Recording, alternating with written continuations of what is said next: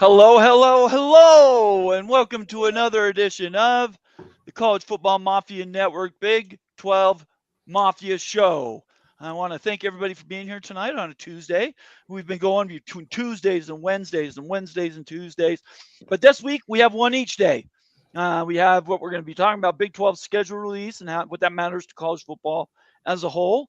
And then tomorrow, we have a doctor that's going to be coming on, a doctor that knows all the news, a lawyer that is somebody that understands NIL, they understand collective bargaining, they understand college restrictions, Title IX if it comes up, and I'll preview that a little at the end of the show, but that's what we're doing tomorrow. So I want to welcome everybody in, and I hope you enjoy your time with us this evening.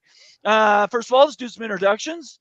I'm Bomber, Big 12 Mafia. This is Daniel Gygax, representing the great state of West Virginia. That's all you're going to say, Daniel.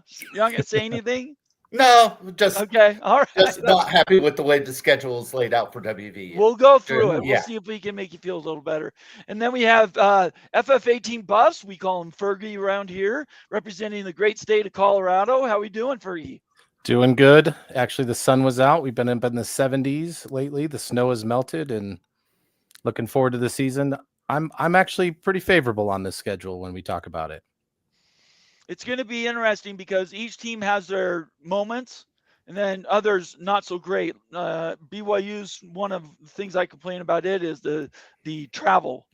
I wish they had more home games in a row, and they're not.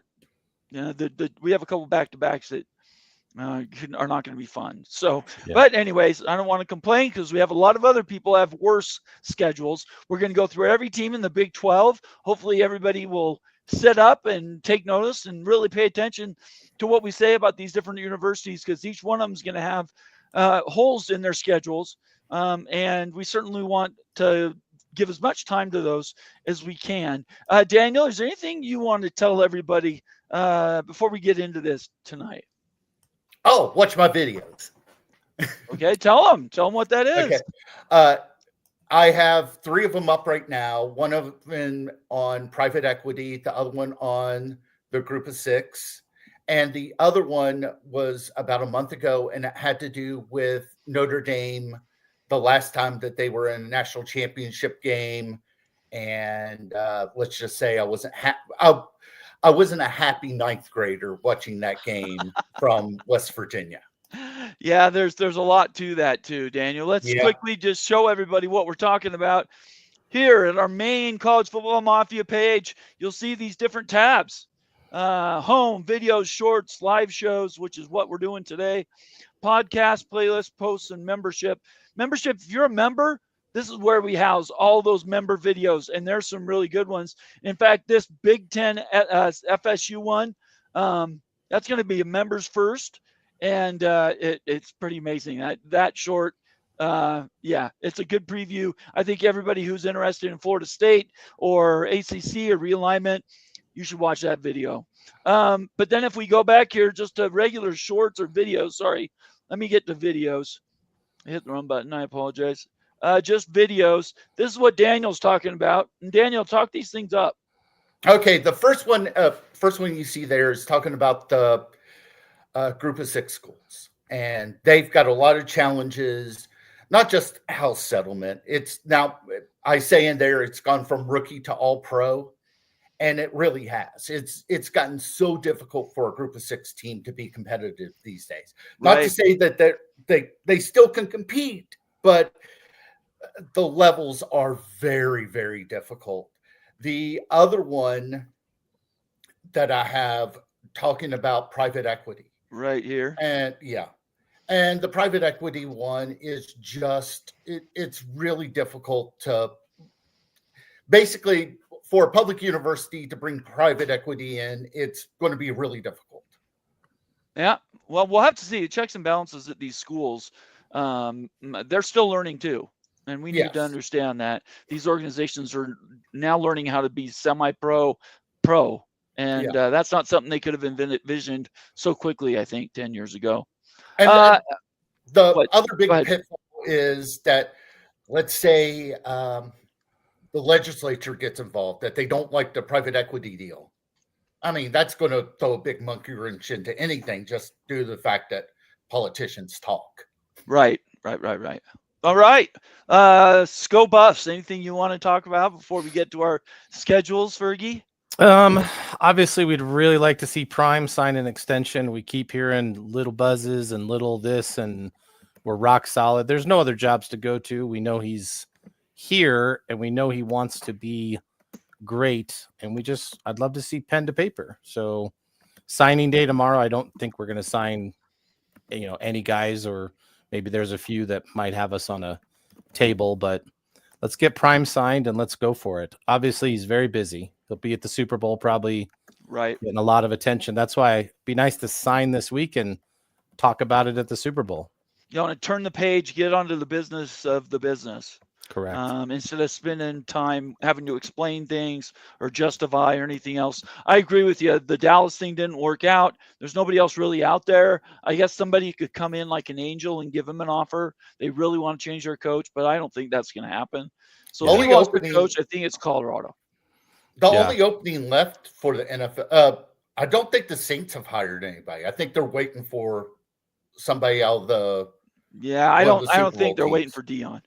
No, we're confident he's here. I think the biggest thing is we've heard from good sources that the number's going to be very solid, top 10, that he is really reshaping the entire football program. He wants to really make sure every corner has enough money, has enough commitment, NIL, revenue sharing, every single thing. And I think it's going to be creative. He might have one of the most creative contracts that relates to ticket sales and merchandise sales and stuff like that. If someone's got the juice, they should get some of that juice.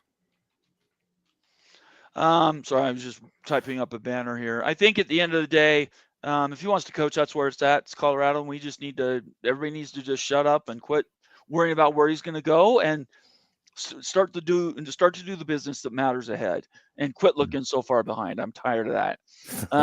And everybody does it. I try not to, though, and it is a pet peeve of mine. So anyway, well, I'm curious. I am curious, and how Iowa State it felt about Campbell going and interviewing with the Bears. Just little nuances like that we don't want the Big 12 to get anything less than what it is now. We want it to stay strong. So, keeping Prime, keeping Campbell, keeping the new coaches that are back, Rich Rod and Scott Frost, and it's time to just build something the next 2-3 years. But the lure of NFL and NFL money, it's really difficult to. That's never going away. Yeah, you're going to take the interview, but obviously he didn't get the job. So. All right, let's move on to the schedules. We have little time and a lot to cover. So first, we want to do shout-outs to everybody. Nathan Campbell says, hi, guys. Good to see you, Nathan.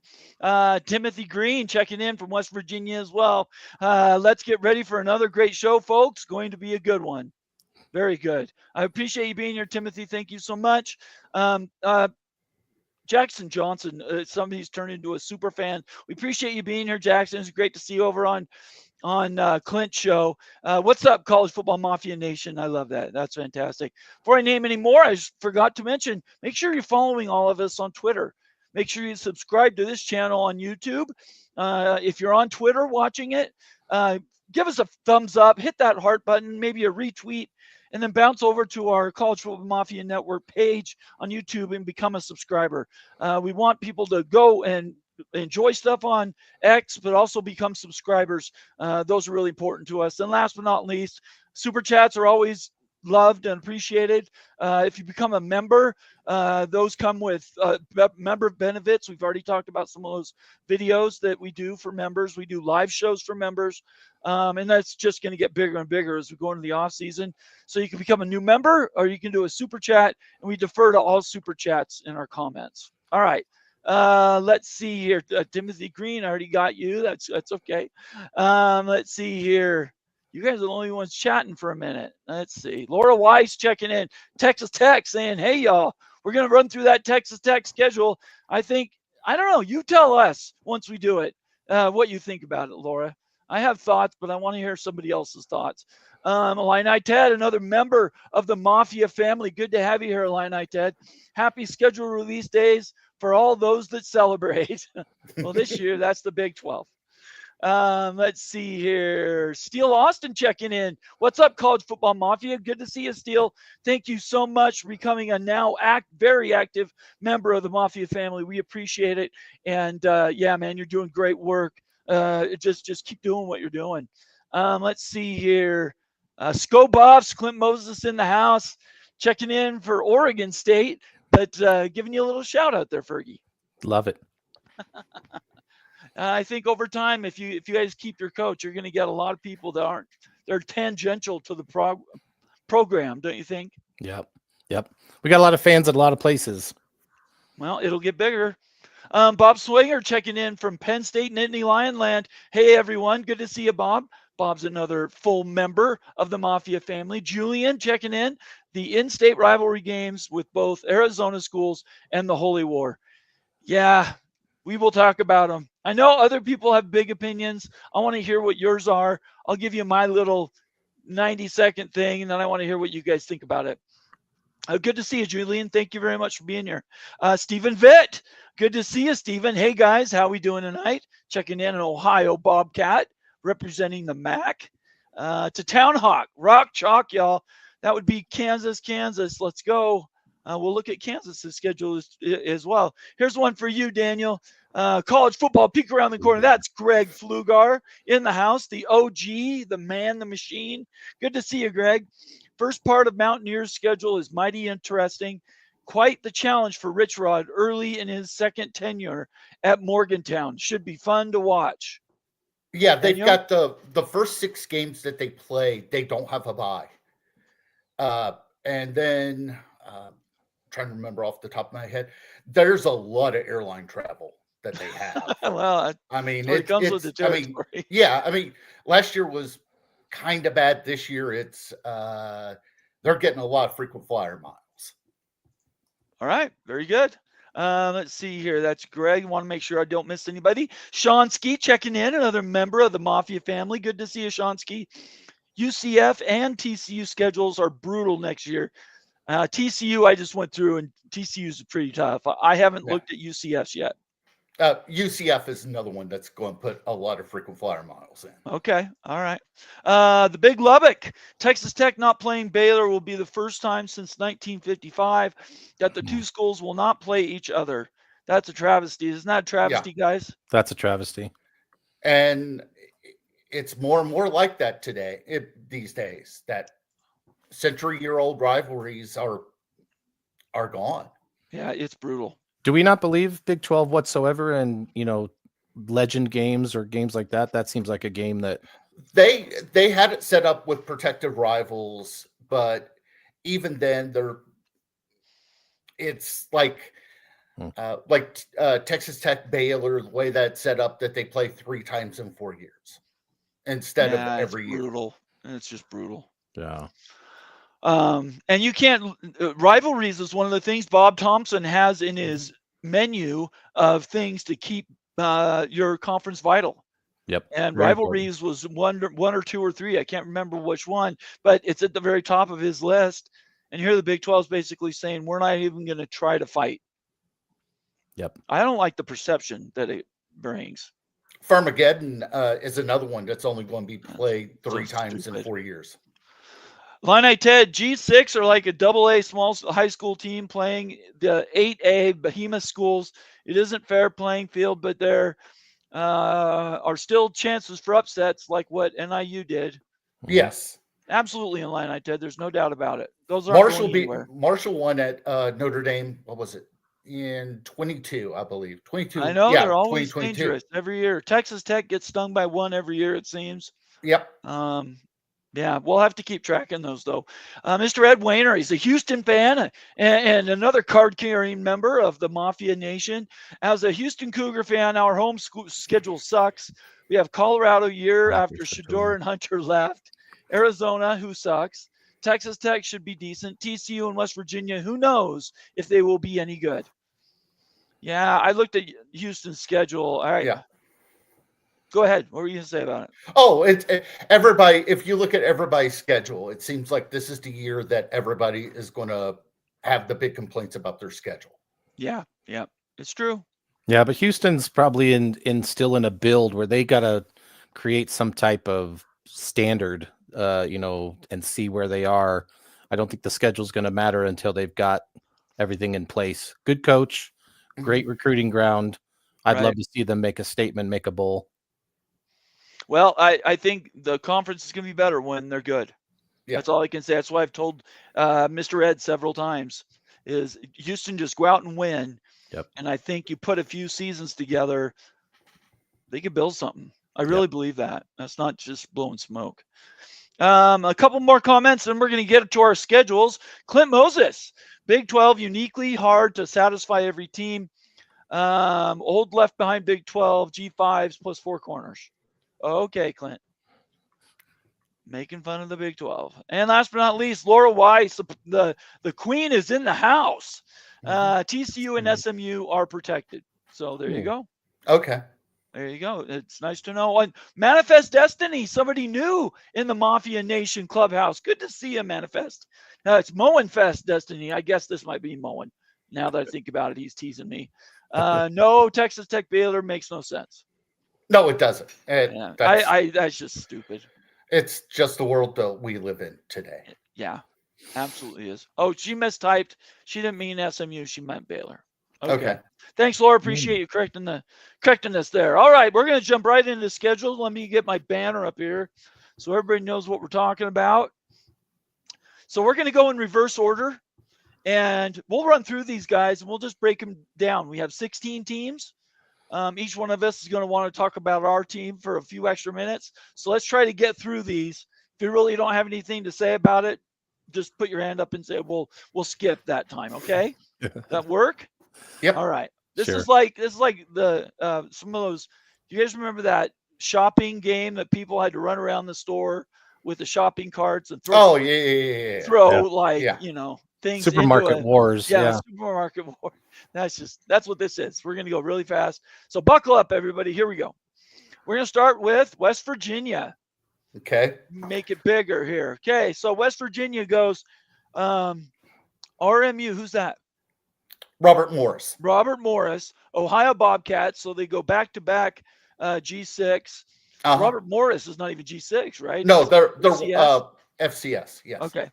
Then you go Pitt. That's obviously a rivalry game. What do you want to say about that one? Oh, they got to win it. They got to win that backyard brawl. That's it? That's all you want to say? Yeah, because okay. So much hype where Pitt's won the past couple of them. They've got to win that backyard brawl. All righty. That's cool. I appreciate it. We have a super chat that's popped in. FCS guy. Good to see you, FCS guy. It's been a minute. Thank you for coming back to us. I appreciate that. He's a valuable member of Mafia Nation and also does super chats, and we appreciate those. $2 super chat says, hi, guys. This old timer likes the buffs. 2 buffs great again. Yes. Yep. I like FCI guy too. He's fantastic. He knows exactly what he's talking about too. Thanks for the super chat, FCS guy. It's great to see you. I have missed you. Do you want to say anything about this, Fergie, before? Well, obviously, the teams, like we're going to get Iowa State this year, the old Big 8 group and the old folks, I think beyond the initial prime or other attitude about Colorado, I think we're coming back together. I think there's some, we love to go there. I think they're going to love being back in Folsom and seeing Ralphie. So when he uses the term this old timer, it means he remembers some of those Big 8, Big 12 brawls, and it's fun to feel them again. Very fair. And you would remember those because you're old enough to remember when they were in the Big 12. Yeah. The only comment I would put on here is I don't think they did West Virginia any favors. They have Utah at home. Then they travel to BYU. Yep. And the next week. No, they have a bye. There's a bye week. There's a bye week. Right. Yeah, and then they have TCU at home, Colorado at home, and then Arizona. I don't know what to make of this schedule. What's your record? They have to go to Arizona State. Then they have a bye and then Texas Tech. So, It's too late So of a what's their bye. record? What do you think their record is? 12-0. Okay.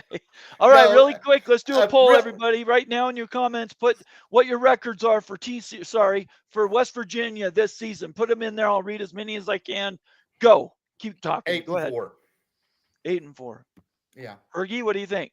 Yeah, I'd say 8-4. I mean, maybe a window, 7-9, 7-10. Right.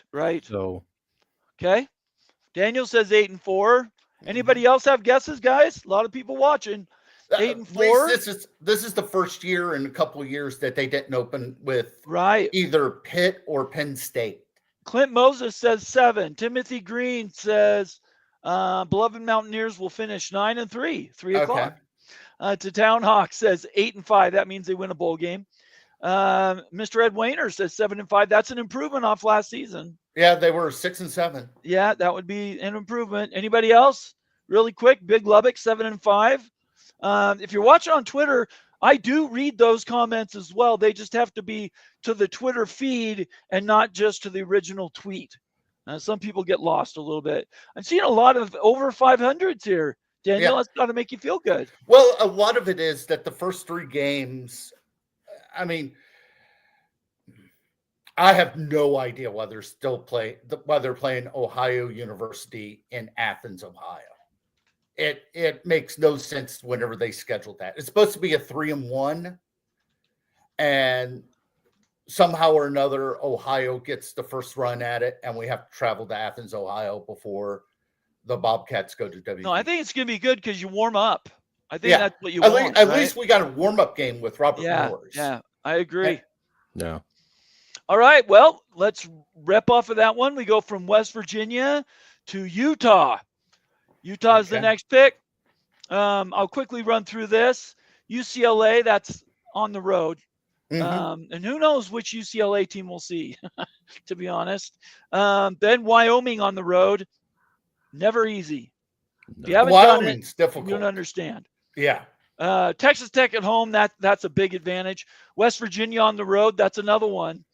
I probably have them losing that game, depending on how West Virginia plays in the first 4 weeks. Then I have Arizona State at home. I'm not sure there's anything to say about that one. It'll depend what that team looks like. Yep. And then BYU away, throw out the record books and everything else when it comes to the Holy War. It just doesn't even compare to anything else that's on their schedule.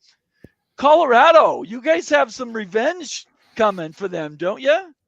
Well, yeah, but we want to start getting on a run the other way. They ran on us for a long time. We used to be way ahead. We used to be way ahead in that series. We joined the Pac-12. Yep. We're bad. They're good. We don't want to lose to them ever again, to be honest. And it's probably our least favorite road trip because we've been there, done that. I love all the other ones. But I honestly, guys, isn't Utah the most unknown team in my mind? That they really ended the season really something was wrong with that team. Yeah, they completely replaced the offense and brought in basically took the offense from New Mexico and moved it to Utah. They took their skill position, they took their quarterback, they have their all the coaches, offensive coordinator at all, and so it's unknown. To be really good. Well, if you look up, really good in a 1 year. I mean, that's going to be hard. And what I mean by broken is Whittingham is one of my absolute favorite coaches from the standpoint of just so consistent and so tough. And I don't know if there was a crack in the whole vibe of the team, and they did not look like a Utah team that didn't want to quit. They quit. It was because of Cam Rising. That's just it. We could take up the whole show, but basically they banked the entire season, offense and defense, on Cam Rising. Yeah. And when he got hurt, it ripped the soul out of that team. I think that ripped the soul too. And if he got, let's say he gets $1 million and the rest of the guys are out there fighting for their lives, right? There's some bitterness in the locker room. Absolutely. Plus their offensive coordinator got fired. I mean, it was a mess. I'm predicting Utah wins. I think they're the whole conference, you could pretty much say this about 7-5 up to 9-3. I don't think they have a 10-2 in them. Maybe No. they do. But certainly, I think 7-5 to 9-3, and that would be a marked change from this last season. Everybody, while I'm talking, I'll ask Daniel and Fergie, just so everybody knows, as we're going through these teams, put in your records, and I'll try to get to as many as I can before we move to the next school. Fergie, what do you think about Utah? What do you think the record is? 6-6. At Okay. best. All right. Yeah, interesting. And how about you, Daniel? 7-5, but it could be a 5-7. There's just a lot of question marks. Yep, I think that's a good way to look at it. Let's get some guesses in here. The Big Lubbock says go 5-7 or 6-6. Mm-hmm. They want to see it to believe it. Mr. Ed says Utah 6-6 and Whittingham retires at the end of the year. I'm surprised he didn't retire already. Illini Ted checking in saying I have Utah at 6-6. Man, I wish Ute was here. I want him to tell everybody what he thinks the record would be. I've given you mine. I think Utah could be good. Their defense is always good. Let's see here. Timothy Green says 6-6 or 7-5. Let's see here. Any more? Stephen Vitt 6-6. Laura Weiss 6-6. So I think they at least get to 6. I think that's what we're getting here. They'll at least get to 6, and who knows? Anything can happen, right? Yep. One more to Town Hawk says 7-5. So that's it. I wish I could do polls. I don't know how to do polls. Moen's not here, so we're going to shift off and go to our next team. If you can't tell, I'm going in reverse order, and that would be Texas Tech football. We're going to go directly and jump right into these guys. Have you guys looked at this schedule? A little bit. I mean, they let's be honest, they're taking the route of schedule easy in the non-con and then figure where they're going. Good coach, tough team, and I do think they have a slightly favorable schedule. Do you guys know this is Kennesaw State, I think? No, Kent State. Kent State. And who's these guys? Arkansas Pine Bluff. Arkansas Pine Bluff. So a couple of real Kent State's literally one of the worst teams in football, period. Like they're Kent State went 0-12 last year. Yeah. They have Texas Tech. That is, if it's red, it's at home. Yes. Yes. Okay. Oh, lots of home games. Yeah, they do have. They have 7. Everybody else has 6 for the most part. So they play Oregon State at home. I would probably tend to think Oregon State gets nipped while they're in Texas. Utah on the road. Yeah, Utah and Houston. I think Utah and Houston back-to-back on the road is going to be a difficult turnaround. I don't know. Do you think that, Fergie? Yeah, see, I think they get the teams they need that are unknown where they need. I mean, the schedule is very favorable, and they're scary. This Texas Tech has this weird vibe of an Arizona State type of vibe of like. You think they're going to make a run this year? I think they could be way up in the books, up in the record, almost to the end. Wow. Okay. Well, I would certainly. I'm always been a fan of Texas Tech. I think they would be great if they were the team that carries the banner into the playoffs. Just can't turn the ball over. A little more consistency on the offense and defensive lines. Let's get them through the rest of the make schedule. sure you throw as many tortillas at the other team, and you're good. So Kansas at home, Arizona State on the road, Oklahoma State at home, then Kansas State on the road. And then this is where you have an advantage. I think BYU at Texas Tech, that's going to be very difficult for BYU to win that game. I'm kind of looking forward to it, though. I've always wanted to travel to Texas Tech, so we'll have to see. I might be able to make that game. And then we UCF on the road. That's one I don't know what we're going to get from UCF. We'll get to their schedule in a minute. And then they finish off at West Virginia. That's a tough ending, isn't it? Yep. Morgantown's always tough. Yeah, could be an important game though. These super late buys are odd to have an 11. Yeah, I don't understand that at all. I don't get it. Go ahead, Daniel. No, I was sitting there. it doesn't make sense that they have a bye that late in the No. season. Let's get to some Texas Tech guesses. Put those in there, guys. I will read them. Texas Tech. Sorry, I turned the wrong way. To Town Hall. Utah fans will say or still say they are too good for the Big 12. Yeah, they do. You guys just need to keep punishing them for their hubris. Big Lubbock, Texas Tech will be 12-0, baby. Lay it down. Clint Moses, the CFP runs through Lubbock. Lots of fans. It might. Lots of fans. Here we go. Mr. Ed Wayner, a Houston fan, says Texas Tech 8-4. I think that would be favorable. Illini Ted, I have Texas Tech in 8-4. Stephen Fitt 9-3. Boy, you guys are getting a lot of love. A lot of love. Laura Weiss checking in. Houston has a lot of Tech fans in Houston. Oh, well, there you go. Well, Tech got good transfers. If they get, I don't know who their running back's going to be. They lost their really good running back. They did, yeah. But the schedule, the transfers, the coaching, everything is in their favor. I mean, I have them maybe 9-11, and like I said, I get a weird feeling they're the Arizona State of this year. I'm glad we're not playing them this year. So. Yeah, that's a tough one for sure. Shonsky checking in saying we are going to find out who Texas Tech is after the Utah game. Yeah. Texas Tech has the number 3 portal class this year. Didn't know that. That's very cool. Oil money spends well. It does. Yeah. It's all green. Laura Weiss says 9-3. Let's get through a few more of these. Nathan Campbell, secret agent, new to the party. Texas Tech secret agent. Good to be here. Make sure you subscribe, secret agent. Come over if you're watching on YouTube. Hit that subscribe button. Give us a thumbs up. Let us know how we're doing. Become a returning person, a returning fan. We love you guys. Thank you so much. Appreciate you being here. He says 9-3 is realistic. And I think, you know what? I really think that at the end of the day, these schools that are spending a ton of money, they need to understand that it doesn't necessarily come with wins.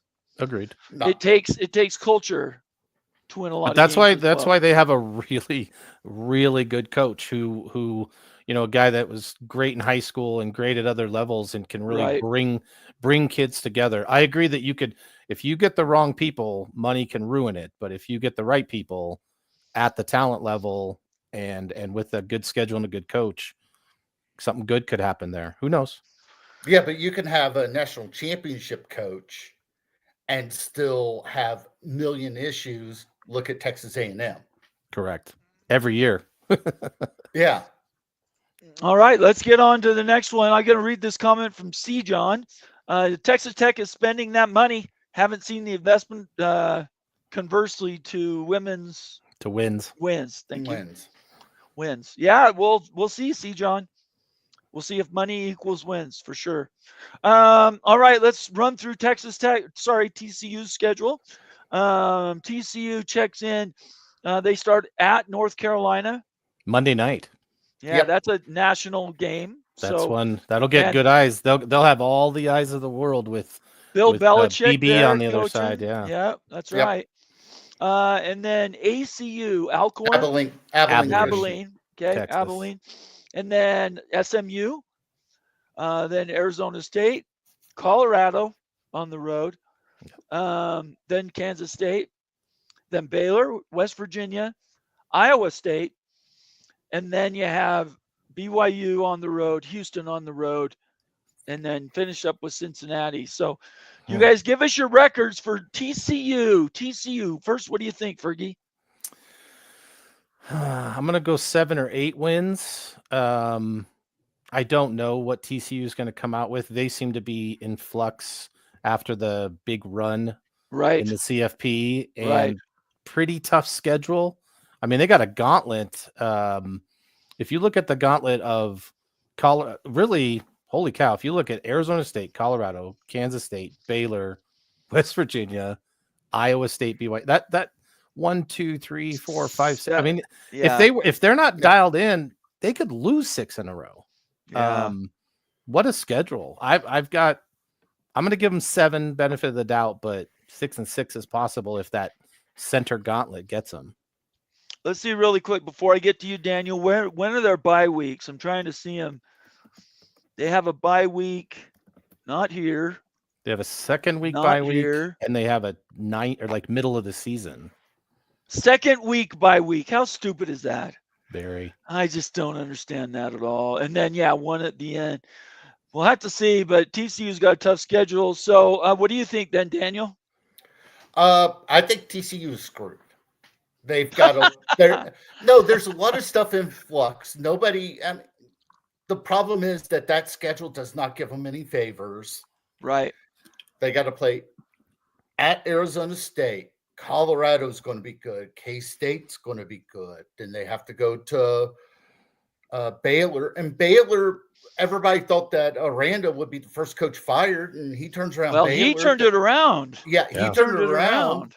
You still have Rocco Bet at Iowa State. Right. You still have BYU's completely, they're 100% back. Retzloff at BYU. I mean, it's a tough one. Yeah. Well, and it's November in Provo. That's all I got to say. Yeah. TCU knows what it's like to play BYU because they were in the Mountain West together for a while. Believe me, no BYU fans are going to take that game for granted. I promise. All right, let's do records then. I'll go last. So what do you think, Fergie? Everybody's talking me lower now. I was at 6-6, and now I'm probably 5-7 just because every time I stare at that gauntlet, if they're not up for that task, it's going to get them. What do you think, Daniel? 4-8. Wow, being a little more critical on them. That SMU game, they're going to be tough. I don't know what North Carolina is. They skip Utah, but traveling to BYU, traveling to West Virginia and Kansas State. I'm going to say 6-6. Yeah. 6-6. All right, let's go through. Let's see what everybody else is thinking. Big Lubbock checking in first, saying TCU will be 3-9. Wow, that's harsh. That is harsh. Illini Ted, that TCU schedule is tough. I'm thinking 4-8, 5-7. Secret Agent says that pre-conference is really tough. Yeah. Well, you get North Carolina and SMU. So yeah. Let's see here. TCU's, I'm just trying to find new comments that I haven't seen. Nathan Campbell, 8-4. Shonsky checking in and just says brutal. Yeah, I think so. Big Lubbock says 3-9. Clint Moses says 65-7. He's talking about they haven't recovered since that championship game down from Georgia. You might be right, Clint. It certainly has looked like that. Nathan Campbell's 5-6. We'll just say they're 6-6, I guess. Laura Weiss 5-7. To Town Hawk 4-8. To Town Hawk says 7-game stretch is horrible without a break. He's right. See that having that by the second week and not having a way to split up that 7-game that's gauntlet. If you get injuries or you're just not good, you're just got to go out every week and get beat up. Their AD needed to get a sneak peek and veto some of this. Yeah, something. Mr. Monkey says TCU 8-4. Thinking positive. All right, let's just take a breather here. We've had 4 schools. The Big 12 is looking more difficult. I'm hearing more positive scores than negative scores, guys. Yeah. The league is. I mean, now that everybody's seen everybody, now that all 16 are on the field, now that people know what's going on, people are more cautious and more, And I don't see that there's absolutely a beast or absolutely a doormat. There's a lot of questions. TCU, Oklahoma State, Utah coming back, right? Houston, but we're optimistic on Houston. We're optimistic on Cincinnati. Baylor's got it squared away. I guess I would say the doormat might be our last team in inverse order. So we'll see. It's possible. Let's go with OSU checking in at. They have a lot to prove. Them and Utah have probably the most to prove in the conference, and we'll have to see how this schedule works out. So let's break it down one at a time. First of all, as we go through this, I don't know who this is. UT Martin, Texas game. Yeah. Okay, is that an FCS team? Yes. Yeah. Okay, and then we have Oregon Ikes, but Oregon's at home. No, Oregon's away. Yeah, Yikes. orange is home and black is away. Yeah, they changed them on me. Then they have Tulsa, so we're going to assume they're That's 2-0. that's not going to be an easy game for Tulsa's the good. Cowboys. Okay. All right. Well, then I won't do the scores yet. No, let's just get to the teams. Then we have Baylor. Baylor's at home. Arizona on the road. We don't know what we're going to get out of Arizona. Houston. We just chatted about them a little bit. Not sure. They're improving, I think. They were playing good at the end of the season this last year. Cincinnati at home. Yeah. Then Texas Tech on the road. Then Kansas on the road. They also have 7 home games, by the way. Yeah. BYU needs to get to 7 home games. I don't know. They're burning out those contracts from Independence, I hope. Then Kansas State, then UCF, and then Iowa State. So that last stretch of 5, Texas Tech, Kansas State, we don't know with UCF, but then finish it or have Iowa State at home. That's a tough get. What do you guys think about that one? Oklahoma State fell apart last year. They did Like not win did. Yeah. They did not win a single conference game last year. Yep. Yeah. And if you look at this schedule, you'll see maybe Houston. They're not going to beat Iowa State. Cincinnati. Maybe Cincinnati. Yeah. I mean, it's probably going to be 3-9. I mean, wow, you're being harsh. Well, the thing is, there's a million issues that are in Stillwater they have 7 right home now. games, though. It doesn't matter. They don't know who they are. Yeah. Yeah. Well, I mean that's fair. They don't know who they are, and do they believe in their coach who was kept? And that's a joke. Those types of things. I think they go anywhere from 3 wins to 6 wins. Yeah. If they catch some luck. And I think their most important game, if they think about bowl eligibility, is at UCF. Like that's their last chance. If something goes right, they claw to 5 wins. They got to go to Orlando and try to win the 6th. If you don't get a bowl game, how do you keep him then? Like that's. Well, he's been there forever.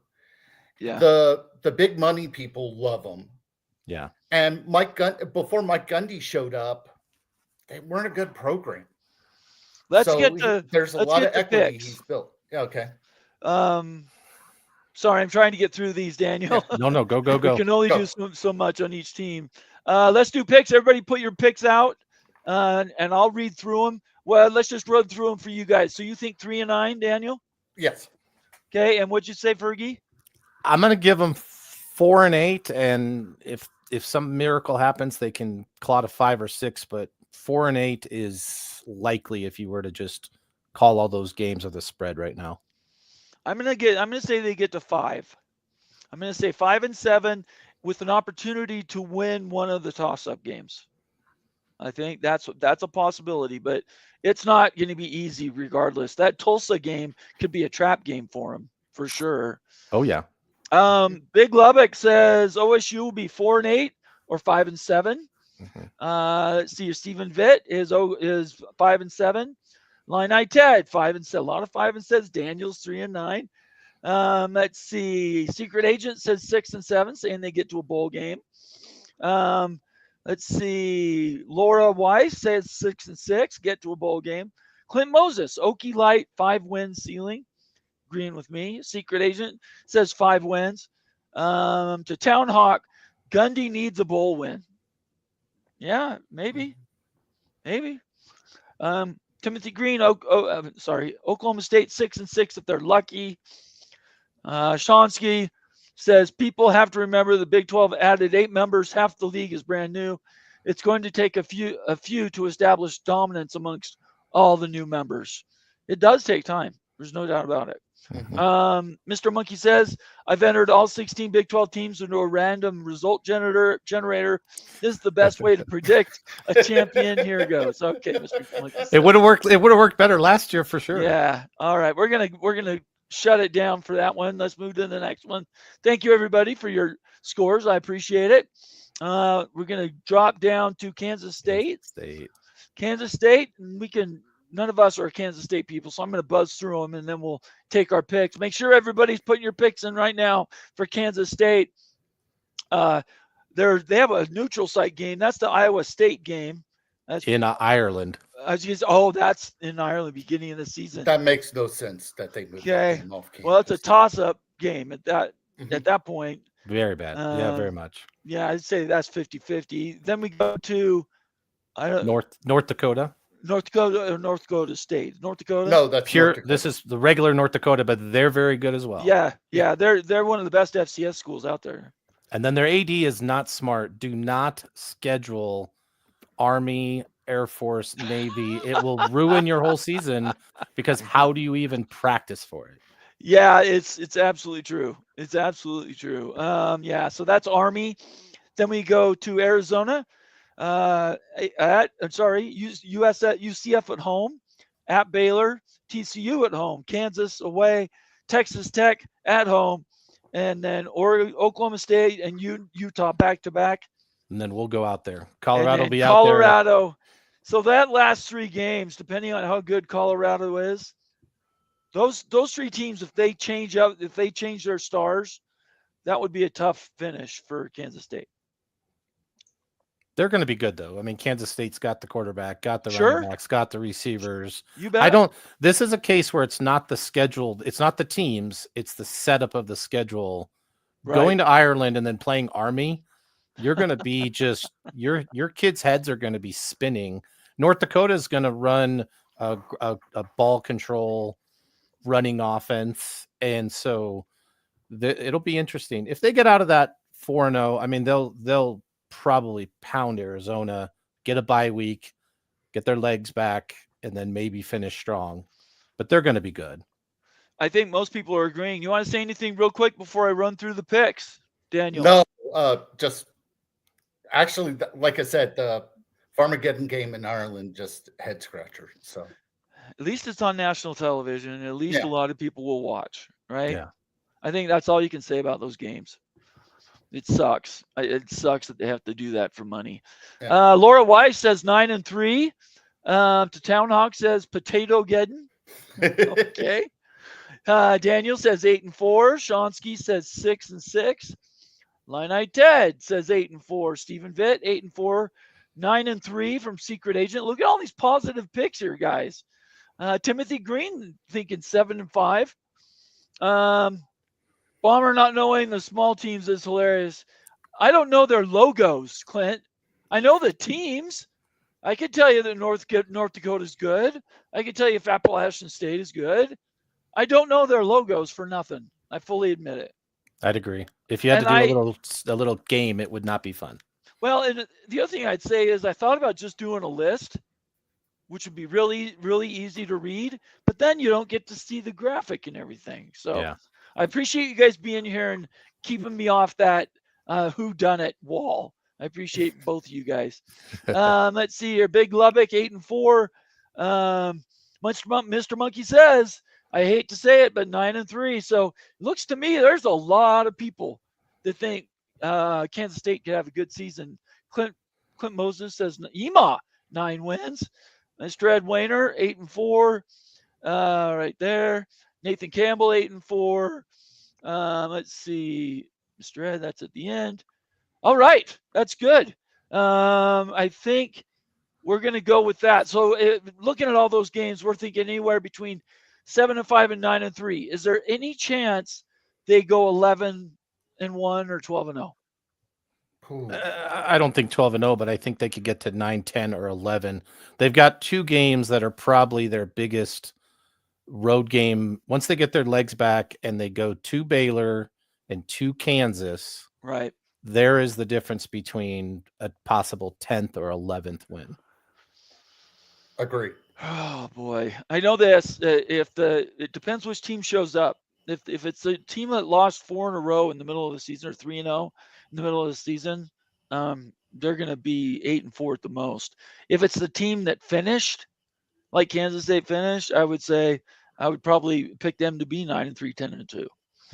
So I think the points you bring up though about North Dakota, Iowa State, North Dakota, and then Army, one after the other. That is a weird roster of games. Everything, even at Arizona against a slightly weaker team, they won't even know who they are until the middle of the season.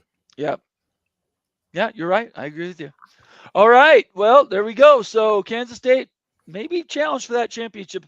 9-3 was the pick most people had. But I appreciate everybody participating in that. Let's move on to Kansas. Kansas's schedule. All right. Let's run through these. This is Fresno State. Mm-hmm. This is who? Wagner. Wagner. Okay. Wagner. BYU played Wagner once. And then we go Missouri, Great game. Great West game. Virginia, and that's away, by the way. Kansas at Missouri, and it's on the road. Yes. That's gonna be difficult. We want to see a big number though for the Big 12 on that. Oh, for sure. Yeah. Yeah. Well, we want a lot of people watching that game.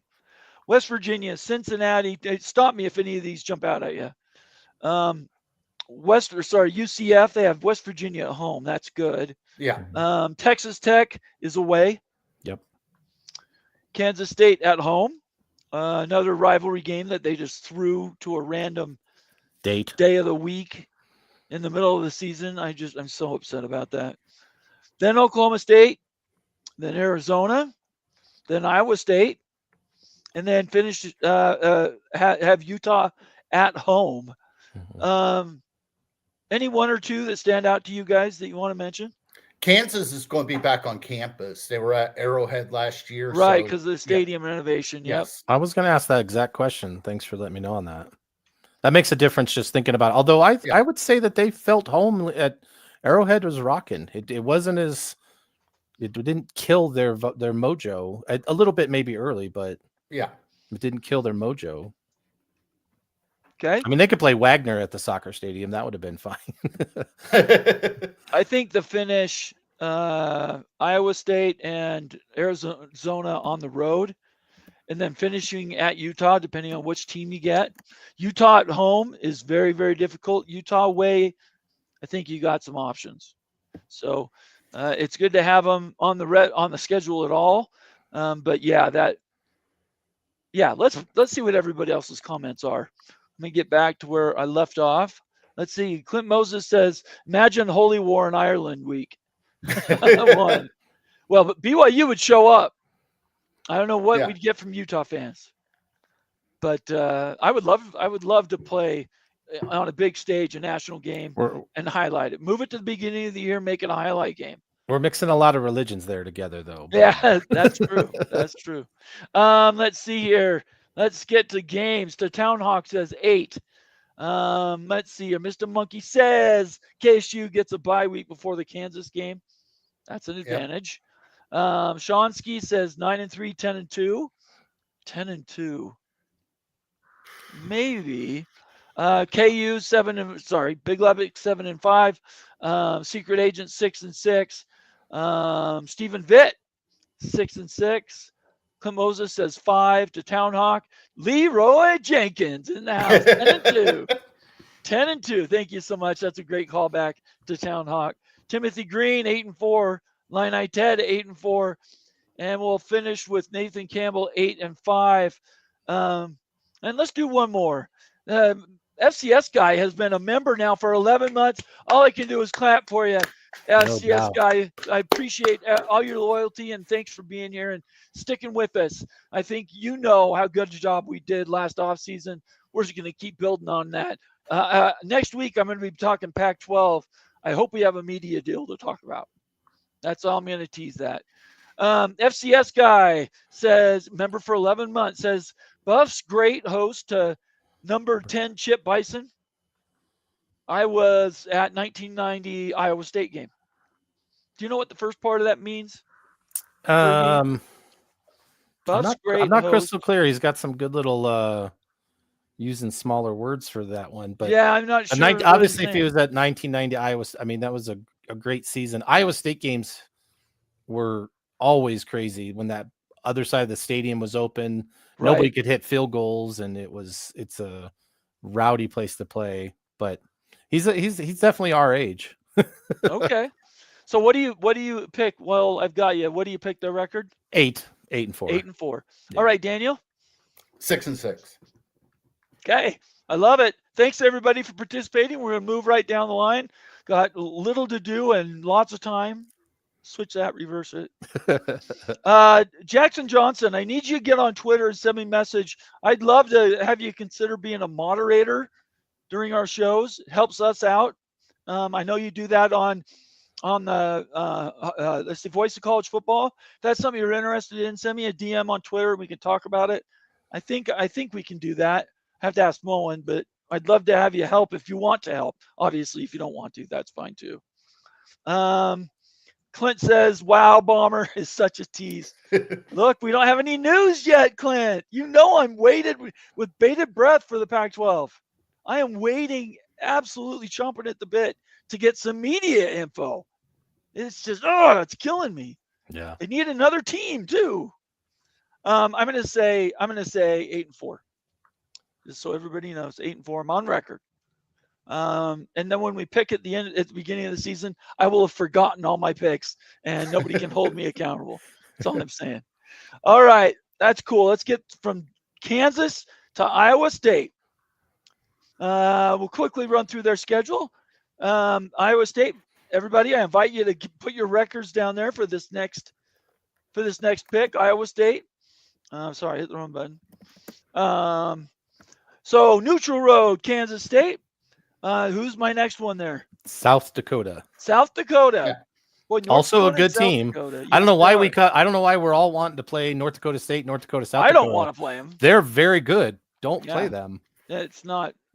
They're just trap games. You don't get anything for beating them, and you run the risk of losing. It's crazy. Then we have the we have the Iowa Hawkeyes. Yep. And then who's this one? Arkansas State. Arkansas State. Yep, it's another one I wouldn't know.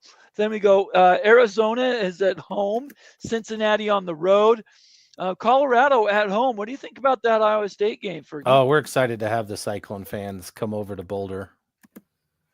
They'll have a good time smelling our crowd. Okay. And then BYU at home. That's going to be a tough. That game, depending on how well BYU plays up to that point, might be a preview of a championship game. Good game. Then Arizona State is also at home. Iowa State has BYU and Arizona State back to back. How lucky is that?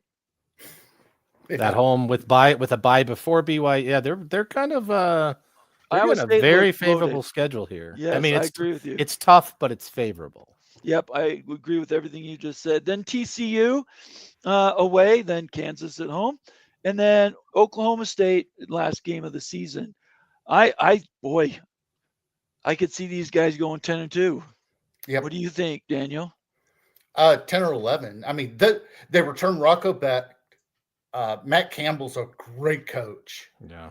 And they're probably going to be in Arlington. They're going to be the preseason pick to go to Arlington. I'd agree. Agree. Good schedule, tough schedule, great coach, good quarterback. Got to see how everyone else fills in. Don't love the Dublin game, but they'll come back from that. That game will be important, though. They could be the preseason favorite, and then they lose in Dublin. And then, Absolutely right. Then they're just trying to catch back up. The Iowa game might be a trap game, too. That's another game we want a big number, and hopefully we can. You got to beat those P2 teams. That's what you says for certain.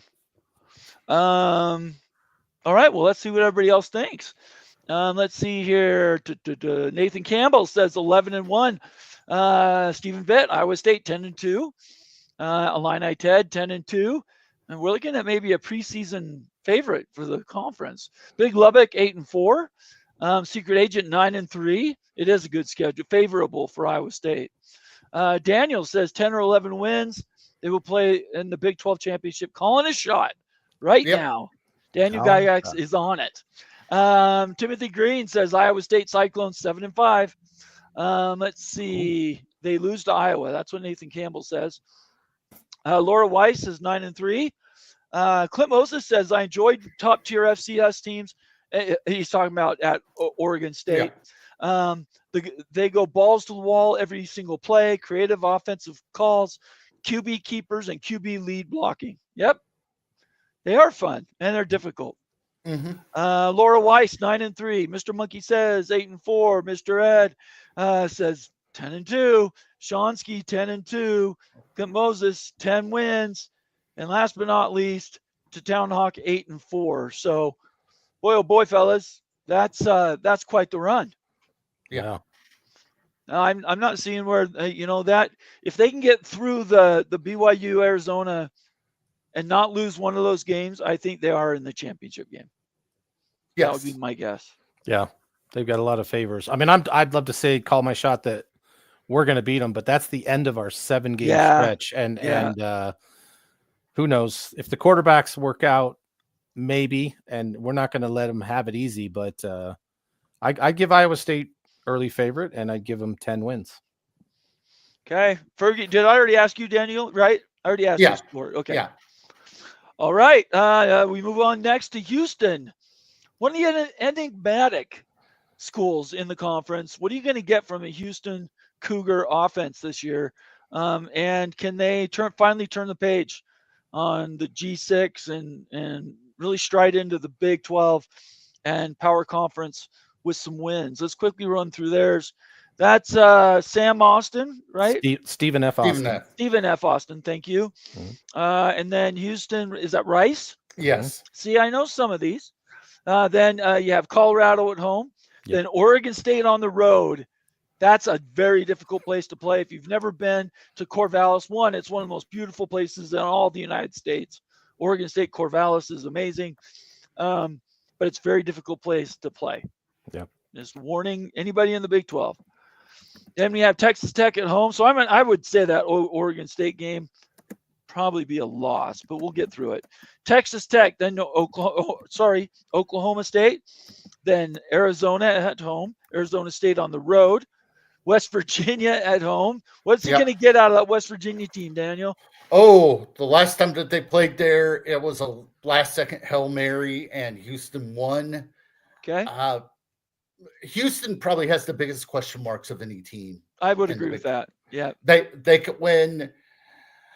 They could win 7 games. They could win 3 games. I mean, there's a lot of question marks on that team.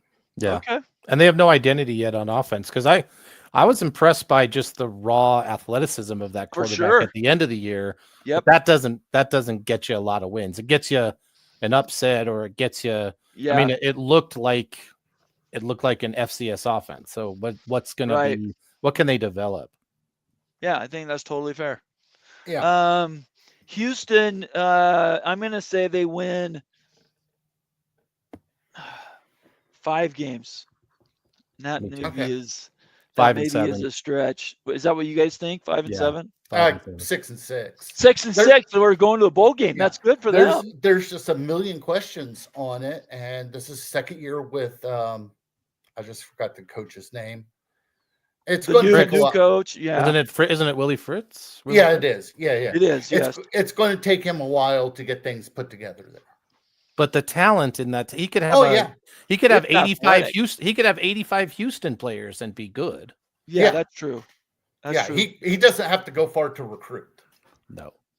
Well, the problem is that everybody's recruiting in that area. So you've got LSU, you've got A&M. Yeah, it doesn't really translate just to have the school in the conference there. Yeah. You have to start winning. And if they win a couple Big 12 championships in the next decade, then I think it will really help them. It's the least, I don't want to use the term fun school, but it's such a commuter school, such a big school.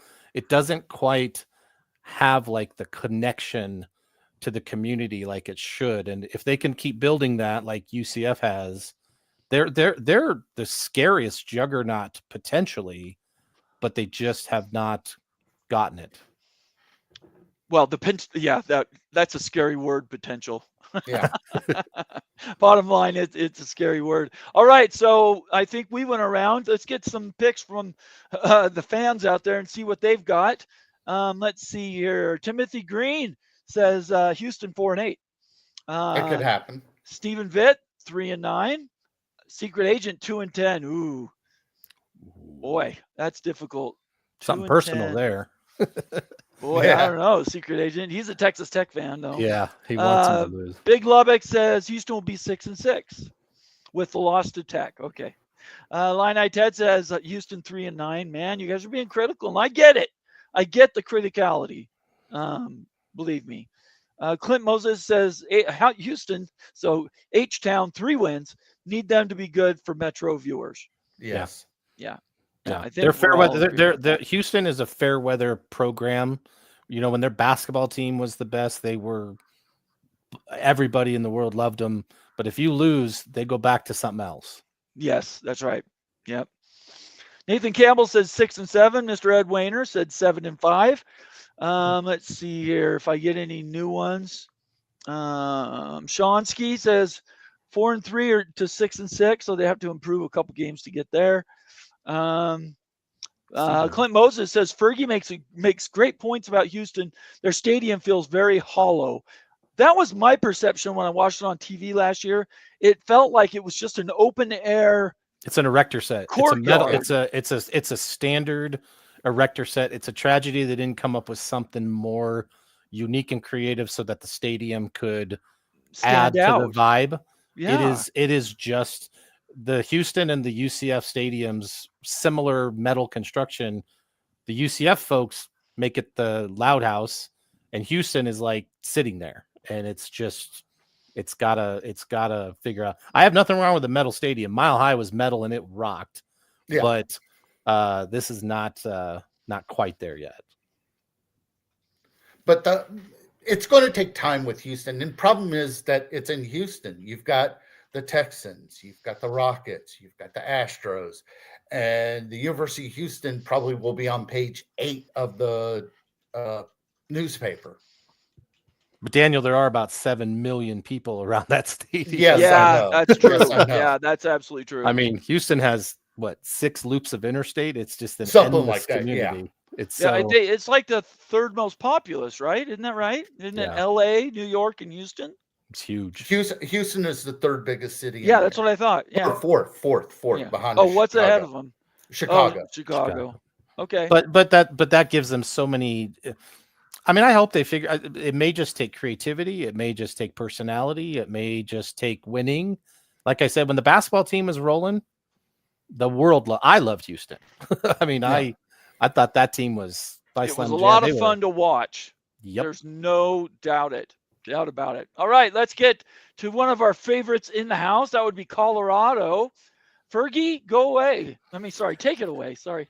Well, obviously, we love the schedule. It is challenging. We love playing Georgia Tech. That'll get a good TV number. That's the settle the score of the 1990 national championship. Who really should have won it? That's. But Georgia Tech will be good. We're going to really push for a great crowd. Delaware, that's a get-right game with whoever's playing quarterback. At Houston is great. Colorado loves playing in Texas because we love to recruit, and we've always had the mentality, go there. We have an old connection to Houston. A lot of our old great players, the McGee's and Houstons, and love there. Wyoming is a very minor border skirmish. We don't need to build a wall between Colorado and Wyoming. BYU at home, Bomber, you got to come. A lot of my BYU friends will be in town for that. It's going to be a fight. And if our ticket holders sell to anyone in a blue shirt, we'll be very sad. We're lurking. When the Huskers buy tickets and we have red shirts, I guess we just don't like red shirts and blue shirts. There's for sure. Yeah. But I know you guys will find your way. There's plenty of Mormons in Denver. So how about just your season ticket holders just keep their tickets? Don't sell them. You know what, though? There's always 1 or 2 games that some season ticket holders think you sell that one game and you pay the rest of the season. Right. And I guarantee there's some BYU folks that would pay some big money to get those tickets. So we'll see what happens. Our biggest problem now is we don't have enough student tickets. And that means I wish our stadium had another 10,000 seats. Your stadium is ripe for another expansion. Yeah, we can put 10,000 on the west. Yeah. At TCU, what I will tell you, I have named 6-7 games in a row with no bye. Right. That's crazy. So by the time BYU comes in and we put everything on the line, now we got to go back down to Texas, a place we do enjoy. That's where the prime era started, is at TCU. Who knows if we'll be up for that?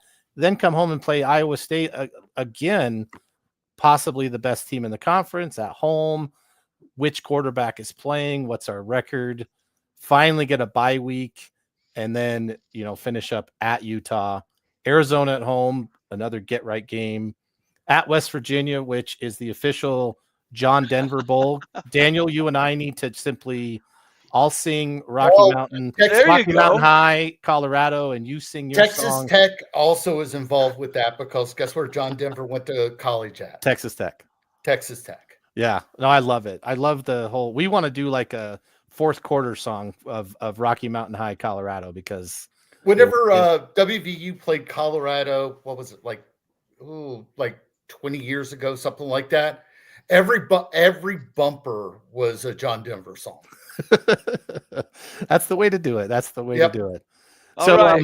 but we obviously finally, once that crazy schedule finishes up and we finish the season, Arizona State at home and at Kansas State. There's no easy thing at all. No. All my buddies here, there's no doubt we're looking at the 7 to 8. 8 wins with the new quarterbacks.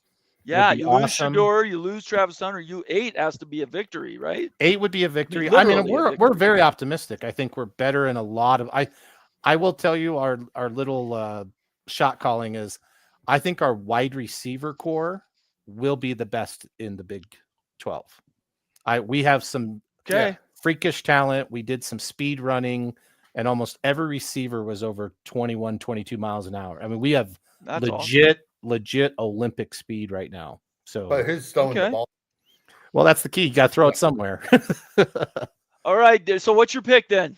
8-4. 8-4. What do you think, Daniel? 8-4. I am going to say 7-5 through 9-3. I think there are games they could turn. If they get the reverse victory and beat Utah, I think that sets them up for the second half of the season. I'll tell you the 2 games. It's BYU and Iowa State. Both of them play defense. Both of them travel, and to beat Colorado, you might not need a ton of points. No, we're going to score less. We're going to try to run the ball. I think we have a great defense. We have even though Travis is gone, we feel very confident we still have 1 or 2 NFL corners who can cover well. Still no clue. If anyone in the Big 12 can figure out inside linebacker and the talent that is so hard to find at that position, because if you watch the Kansas game, their running back just smoked our inside linebackers every time, and BYU same way. We can't if you can't hold those gaps, it's just 5, 7, 10. It's terrible. All right, let's get to some picks. Laura Wise checks in at 7-5. Big Lubbock 9-3. There you go. Getting some love on that, Fergie. Timothy Green says 9-3. Look at this. Daniel said 8-4. Lion Ted 8-4. Stephen Vitt 9-3. Mr. Ed Wayner 9-3. This is starting to be scary, isn't it, Fergie? To get all these, man. I don't know. I love it. The only thing that I bet these folks are wondering is what if one of the quarterbacks is really good? What if our Liberty quarterback can run the ball better and have a quarterback run game? Or what if Juju is an absolute sniper and can just as accurate as can be? Because I'm telling you, we have wide receivers. Okay. Clint Moses gives you 10 wins. That's really, really good. Nathan Campbell says Delaware is a trap game. And he also says 9-5. That's 14. So he has you guys playing in the playoff. I'll take whatever he'll give. 9-4 is 13. That's a bowl game. So he's got you guys winning a playoff game. FCS guy checking in. Buffs 9-3. I'll be at the ISU game. There you go. You guys get together. This is what this is about. Our culture is when you guys go to these road games, hit people up that you've seen on the show, get together, have lunch. Make this more of a social thing than anything else. Let's see here. So 9-3. Let's see. Jackson Johnson, 200 days until the start of K-State, Iowa State in Ireland. All right.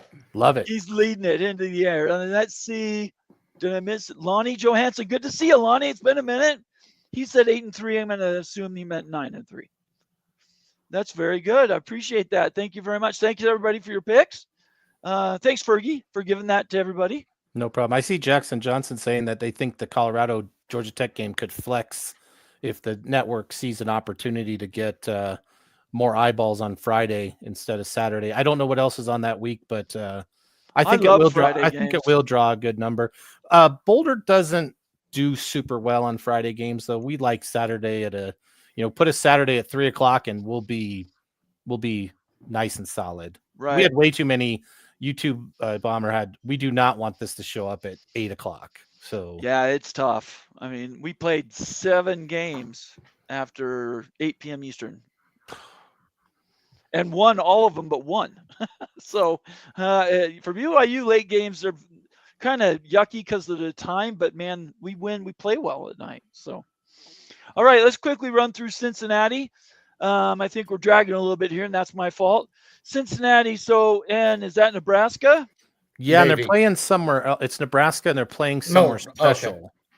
Okay. It's like a third-party location. It's at, right? I think it's at Indianapolis or something like that. Okay. I can't remember where, or it might actually be even at Arrowhead.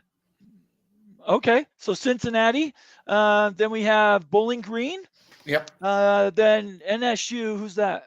Northwestern State University. Northwestern State. That is one I have not heard of. I can't even think of where that might be. Yeah, I don't know. Then we go Kansas on the road, Iowa State at home, UCF at home, OSU on the road, Baylor at home, Utah on the road, Arizona at home, BYU at home, and then they finish on the road at TCU. So they have 7 home games. 7 home games plus a third that's a off-site. So they only really have 4 road games, which if you're Cincinnati, you got to be pretty excited about. But you look who they're playing, and 4 games maybe. What do you guys think? 5 and you 7. 5 games.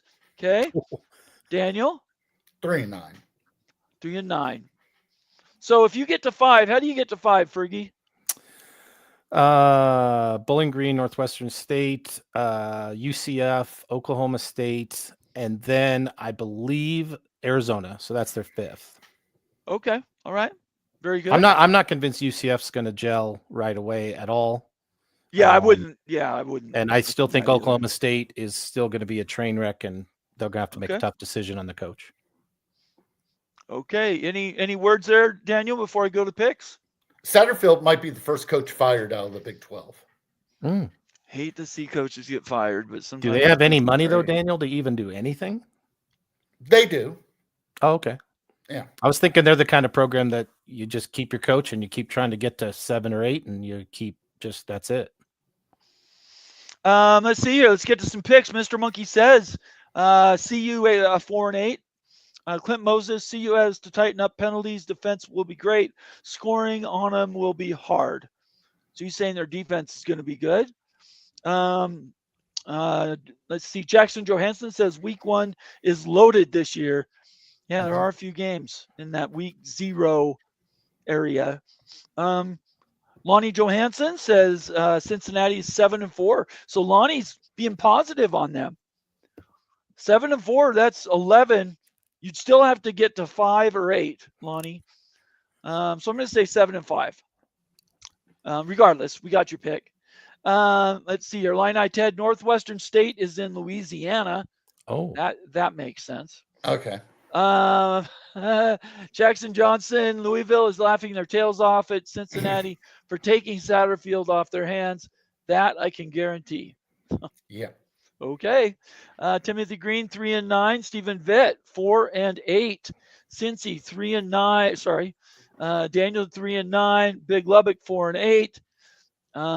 Nathan Campbell, 2-10. Whoa. That's being pretty harsh. Laura Wise, 5-7. Illini Ted, 5-7. Let's see. Cincy with Luke, three wins. Without Luke, 3 wins, I think he's saying. 6-6 from Mr. Ed Wayner. And all right, that's the last one we got on Cincinnati. I don't think I gave my score. Maybe I did. I think if they get to 5 wins, they'd have to celebrate. I think they're closer to 3-9 and 4-8 though. Agreed. Mm-hmm. Yeah. I just think that's where we're at. All right, let's get to our next one. We're wrapping up here, getting just a few more. UCF is out of order for some reason, probably because of the Central Florida part of it. Yeah, I was wondering Mhm. on the alphabetical chart, it was kind of why is it there? Yeah, But I got this. for Central Florida, I got these directly from the Big 12 website. So, Yep. yeah, don't blame me. All right, UCF, Jacksonville State. Yep. AAT, who's that? North Carolina A&T. North Carolina A&T, okay. Yep. Then North Carolina. Then we have Kansas on the road. Kansas State on the road, Kansas at home. Cincinnati on the road. West Virginia at home. Baylor on the road. Boy, a lot of alternating here. Baylor on the road. Houston at home. Texas Tech on the road. Oklahoma State at home. And then you finish away at BYU. Wow. So across the country, to altitude in the cold at BYU. Good luck, UCF. Yeah. I wouldn't even go. They do have 7 home games. So yeah, what do you go first, Fergie? What do you think? I think only 4 wins. I will state that I'm very biased. I do not like Scott Frost because he's a Husker. Therefore, I do not wish them well. But 4 wins, first 2 games. Let's see, where was I at? Houston and Oklahoma State. So 4 at the backs. Not an easy schedule, not easy travel. 4 wins max. What do you think, Daniel? 4-8. 4-8. And the one you want to point out? A&T they'll win. They'll win against Jacksonville State. Maybe Oklahoma State, maybe Cincinnati, but yeah, Scott Frost has that nice little national championship banner. That's a joke.